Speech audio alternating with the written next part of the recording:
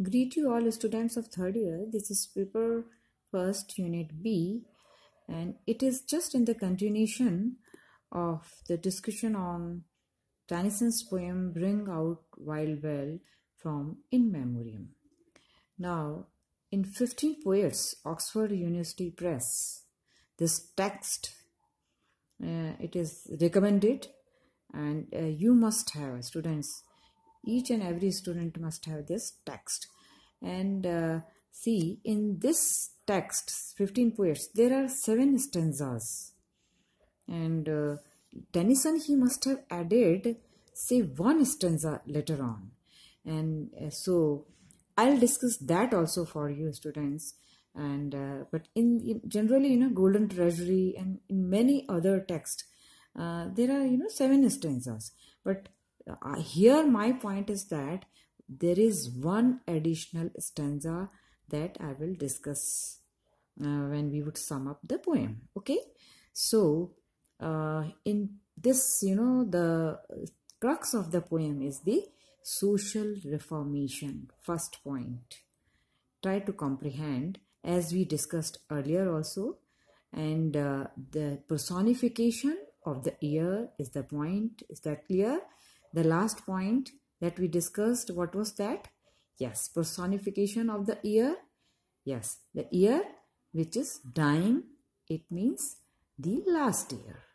Okay, 31st December, on the eve of new year. And here, another point I would like to draw your attention, that social reformation, and at the same time, this we have great universal appeal also. And whatever, evil, negativity, or say vices, all that, be corruption, or say some kind of vices and evils from the society, they must be uprooted. Total eradication. So this is the point, students, you must comprehend. And here, the in the second stanza, the poet points out, see the happy bells, ring out the old and ring in the new. So we have symbolical significance of ring out and ring in. So ring out here, it symbolizes bidding farewell to the past year, and here in is welcoming the new year. And even, personification in the bells also. Bells, they are also so happy because new year, we hope for the best. And see, hoping for the best implies that we must make strenuous endeavor for that. Okay, you have to be hardworking and diligent. It's not just in the air that you say, oh, this will happen. I mean, you must be involved in the societal setup, and the involvement in the sense just to bring about the radical change in the society in positive way. Okay, from that point of view, happy bells for the prosperous year which will be, yes, good, and establishing the righteousness. Now we have some images and symbols here across the snow. Now snow symbolizes what? Not only inactivity, because in England, this particular poem, it was written in winter season, but this is not the reason only. Snow, it is not confined to inactivity only. It also symbolizes inhumanity and indifference of an individual towards other suffering. How the people, they have become so inhumane. So here, now the point here, students, the year is going and let him go. So the emphasis on, the poet has used this repetitive device, let him go, let him die. and the emphasis on the, yes, welcoming new. And why? What is the reason? I mean, there are some catchy words. The focus is on the truthfulness, the establishment, the truth, and the righteousness in the society. Okay. Now, here, very important reference, students. You must have idea about this. That actually, this poem, it was written in Victorian period, and as the year, as I mentioned earlier, say when Arthur Hallam, his most intimate friend, his classmate, he died, and this was untimed death, and this was the reason. But the poet tends to rise from an individual to general, from one to all. And here at this juncture, it is a must to understand, students, that this was the period particular in Victorian society. The society, it was divided into two worlds,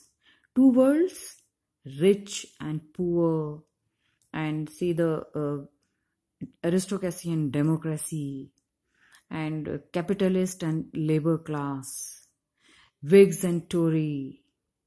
So this kind of and science and religion, conflict between the two worlds, materialism and spiritualism. So this is the reason the poet here points out, even in the third stanza also. Okay, so this widening the gap between the rich and the poor. So idea underlying is that the emphasis must be on equality for all. Each and every person has right to live in better way. Why a person is poor and other is rich? What is the reason of this widening the gap every day? And earlier also, I pointed out this point that it is relevant even today. It is happening in every society. So students, it is very important point that the Tennyson, as a great social reformer, he points out that ring out the old and ring in the new, which is integrated, associated with righteousness, with truthfulness, with, yes, and with the, social justice in a way. So here, happy bells across the snow. Snow, inhumanity, indifference, people lacking sympathy for others, they have become so indifferent and without, kindness. So the air is going Latin. That's why it is for this reason. So I just put up this question: what is the reason that poet, repeatedly he asked that let him go or let him die? The reason is evil. So uprooting the evil, ring out the false. So whatever false or whatever negative in the sense, okay? Whatever negative, whatever, not required. So the wise, the poet here, he simply lays emphasis on negativity and vices. So that false, okay? False, and it is also hypocrisy, malice and hatred, all this false. I mean, this one word, it has a connotation, interpretation. So some, he also points out some kind of, political affairs at that time. And so the widening the gap between the rich and poor, as in the third stanza he has pointed out, but other also political issues and all that, So the dire need of the hour is to ring, yes, in the true. So a concluding line of every stanza, it unfolds the remarkable meaning, the notions which are integrated with the establishment of human values. And see the last, the concluding line of 7th stanza, it's very important. I mean, even in the beginning, see, when you start studying this poem, it is very nice way of comprehending in better way. Sometimes, it generally happens you start obviously. I mean, everybody, when you start studying with the first line, obviously. But this is also, I mean, very nice way. See, if you all of a sudden, you concentrate on the last line of this seventh stanza, that ring in the 1,000 years of peace. So this particular line, students, it is connected with each and every concluding line of stanzas, or say rather, each and every line. So the point is that the purpose, what is the purpose of the poet, Victorian poet Tennyson? Yes, establishment of 1,000 years of peace. So we have biblical reference. That's why, I here pointed out and I focus the last line of 7th stanza here, biblical reference we have. In, Bible, there is a reference of the, establishment of peace, love, harmony for 1,000 and 1,000 years. Forever. Here 1,000, metaphor of 1,000 years. It means forever. The people, there must be no strife, no struggle, no dispute at all. And see then again come to, so if you study in that way, that will be quite easier for you to comprehend. And now the time, okay, is that clear? So in which time it was written? So in examination, when you write your answer, be critical appreciation or the main ideas reflected in the poem, you have to point out that this was the particular time in Victorian society. It is divided into two worlds. So this was kind of conflict, and Tennyson, as a social reformer, as the most representative poet of his age, he, in a way, he emphasized Victorian compromise also, but at the same time, social upliftment. Okay, so this is the reason behind it when he, encapsulate certain important ideas, issues, and ideology, which is, which this kind of view, which is necessary and dire need of the hour. Okay, now the poet, here points out that we have, bring out the grief that saps the mind. There must be no sadness, no melancholy, no anxiety at all. See, the poet is craving for that. It is his innermost feeling that the people in this world, they must be happy. Now, what is the reason of anxiety? Try to understand. See, if there is, gap between the rich and poor, they are suffering, they don't have proper food to eat, and all the time they have limitations, and see, the rich, they are enjoying wealth and all that. So what is the reason of that? Even at the same time, capitalist and labor class, it is, exploited by the, capitalist. So what is the reason? And this is the cause of sadness and anxiety. Okay? Because inequality among the people. Yes. So here the poet, ring out the feud of rich and, okay. So this is the gap, feud, which is the gap between rich and poor. This is, I mean, a very, very important issue now, even today. And not only in England or Britain, but everywhere in the world. And ring in. So the idea is the crux. What is the crux of this stanza?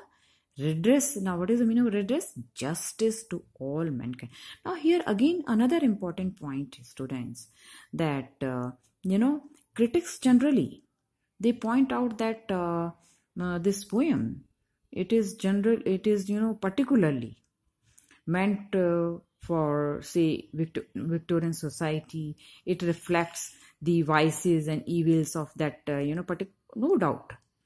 There is some kind of context, contextualization of the poem is very important. But at the same time, students, it has great universal appeal. Okay, so see the all mankind, it's very, very important. Universal appeal. Entire humanity.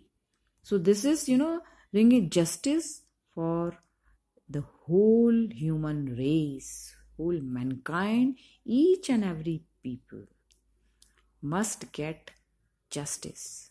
So see the connectivity among these points. When he in the first stanza when he points out the the negativity must be uprooted, and then truthfulness in the second, and the third in justice. Okay, so it's all these points, all these human values in the society must be established. Okay, so we have in a way this kind of relevance to that, relevance even today. And ring out slowly dying cause and ancient forms of party strife. Now party strife here, some kind of struggle, conflict, dispute between Whigs and Tories, two political parties. So this is in particular reference we have Whigs and Tory, W-H-I-G, Whig and Tory, T-O-R-Y, Whigs and Tory, and ring in the nobler modes of life. Now, nobler modes of life with sweeter manners and purer laws. So there is emphasis on the nobler here. The idea underlying this means righteousness, goodness, and manners with the establishment of right law. There must be purity in law, and the particular manners. Manners in the sense that the people, they must be congenial to each other. There must be a kind of harmonious relationship among the people. So these manners are very important. Discipline in the life. So these are virtues that the poet has highlighted here. Okay. So and see, if you want to study this poem, you can also study point wise. I see for your better understanding, I have just have a look these points. So removing all the conflicts, okay, disputes and political parties. See here it is Whig and Tory. You would have better understanding if you just go through these lines. So just to establish nobility. Okay, is that clear? So these are see the 7 stanzas and all these points in the third one and the fourth, and then eradicating, yes, vain and false, pride of royal. Now yes, in the fourth stanza, students, the poet here, he draws our attention toward another evil. See, the people, they have unnecessary, they have vain and pride of, say, different kind of this negative feeling, this false pride of that, oh, they hail from this class, and they class apart, and aristocratic class and royal birth and all that, this kind of. So this vice must be eradicated. Okay, so these are certain. And what are other vices? For instance, malice, ill feeling, and hatred, and abusing each other. See, if we have some kind of, in the society, particularly in this reference and in this particular context, if there is some kind of conflict between two parties, what happened? Malicious intention and dirty politics, and what is the point of that? So the purpose now, what is the purpose of human existence? What is the purpose of your life? Just to establish, yes, the last line, remember always, 1,000 years peace and love and harmony. Okay, so all this is just this false pride and royal birth. I mean, this is just futile, all in vain, abusing each other for no reasons. Okay, so establishment of love and righteousness. Is that clear? So in the fourth point. Now, fifth stanza is also very important. I mean, each and every part. I mean, you just have a look here. Yes. Now, in this particular point here, the poet has also highlighted faithless coldness. Now, try to understand it. Ring out the want. Now, what is the mean? Want is poverty. Poverty from the society. Ring out, eradicate, uproot, remove this kind of problem from the society. See, this problem, see, if you must have empathy for the poor. They don't have proper food to eat.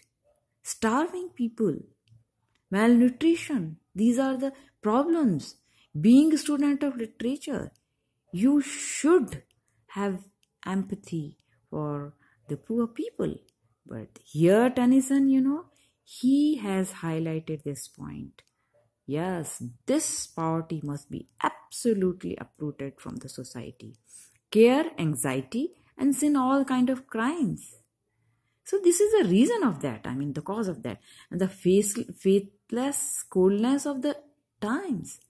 And now here again, coldness here, it is symbol of inhumanity.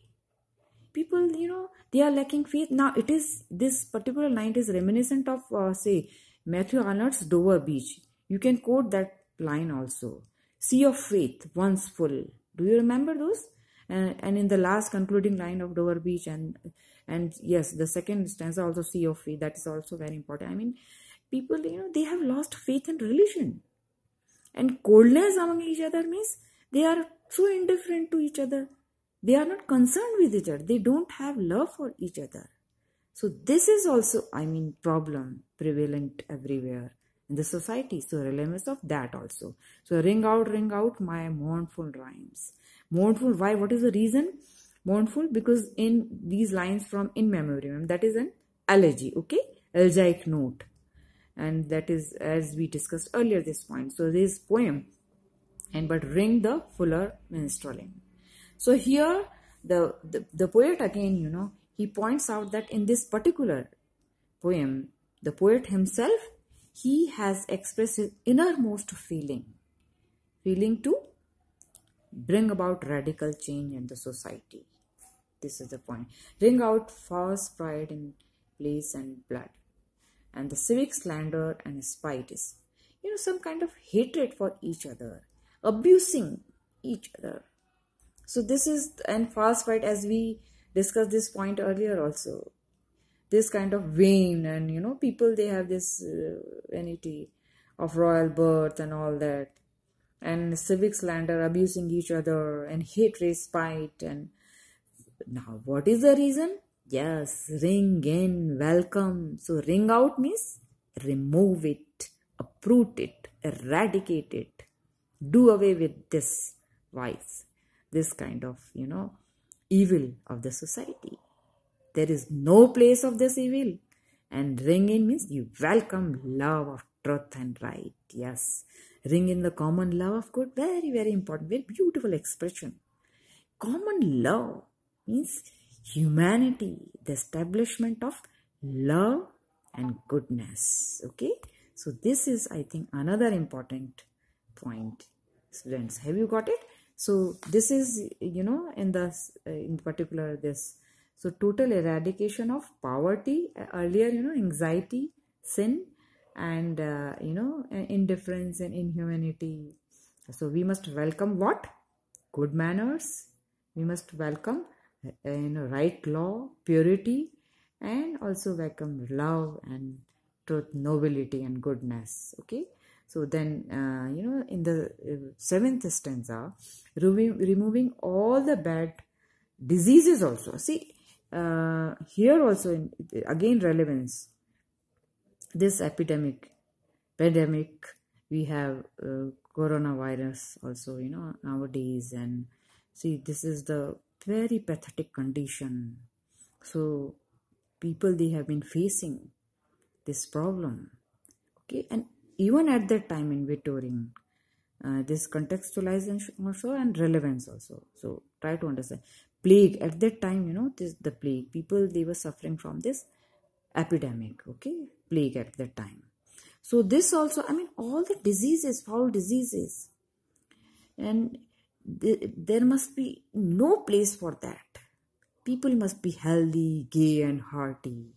No disease in the world, be it physical or mental disease.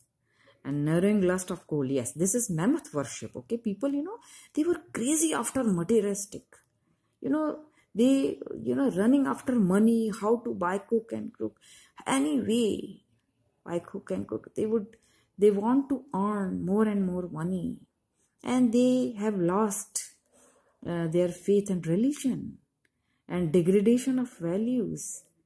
So there must be, proper place for love, faith and harmony, and not there should be no place for this kind of materialistic pursuit. And so the point is that biblical reference, we have ring out 1,000 wars of old. So here the poet has pointed out the fighting and no point of this kind of struggle and war. The purpose of society, purpose of human existence. So what is the purpose? Is the establishment of peace in the world. Okay, so this is the purpose the poet has pointed out, and repeatedly he has pointed out that the society actually, the justification of human life. If you really focus your life on human values, then it is justification of human existence. Otherwise, no point in living in this world. So the poet here, he also, foul diseases, forms of, so 2 points in the last 7 stanza, very important, in which the poet, he has the particular, lust of gold. People, narrow-minded people, very selfish, and just for, say, money, they would have this kind of ill feeling for others, and they are lacking, absolutely bereft of nobility, generosity, the feeling, and which is, necessary for human existence. And the poet here again, he has highlighted the 1,000 years of peace, the biblical reference we have here. Okay, now here I would like to focus on the particular point. You just, it's better for your understanding, and it's really, you would comprehend the point in point wise. Okay, here we have just have a look here, 7 parts for your better understanding. Okay, and the first stanza, and the second, first for the light, second for truth. This will, you will understand better way. And this is equality, justice. Is that clear, students? And here again, impartial. So this is very important. Purity of law. No struggle among parties, political parties, uprooting poverty, the want, and then, okay. So this is then, there should be no false pride, and people, they must have fellow feelings for each other, compassion, the establishment of peace. So faith in religion. And as you see, Victorian poets, it is reminiscent of Dover Beach also. And yes, of course, who is the poet of Dover Beach, students? Yes, Matthew Arnold. I have mentioned it. And Sea of Faith and Let Us Be True to Each Other. And yes, Robert Browning also. Ultimate goodness of God. God is in heaven in all his sight with us. So these, these 3 famous Victorian poets. Now here, the concluding, as I pointed out in the beginning, there is 8th stanza also. Though in 15 poets it is not there, but in original text, so I have this 8th stanza for you. So because this is also very, very significant, students, you must know. Now what is here? What is the importance of it? Ring in the valiant man and free. Okay, the larger heart, the kind your hand, ring out the darkness of the land. Though it is not there in 15 poets, but you just go through it, and it is also very important. Ring in the Christ, that is. So we have metaphor of Christ, okay? So first point in here is that people, they must be free from doubt and fear, and they must have faith in each other, in goodness, in truth, in justice. Okay, larger heart is very important, symbolical significance. They must be generous, kind, and sympathetic. Okay, so this eighth, see, you can note down, this is the eighth stanza, and I reiterate this because it is not there in the text, but I have brought it for you specially. This is eighth stanza because it is in original text, and Tennyson, he must have added it later on. So ring out what? Darkness of the land, okay, in this original text. Is that clear?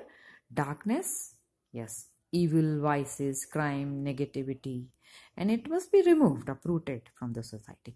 And the crux of this poem is the metaphor of Christ, okay, metaphor of Christ, God, and everywhere. And it, everywhere, it is not only in particular that time, but the establishment of this nobility, truth, goodness, fellow feelings, compassion, and establishment of love, order, peace, and harmony in the world, in the whole universe. Okay, so this is, I think, one of the most important, and the concluding line, ring in the 1,000 years of peace. So the establishment of peace in the world. Thank you.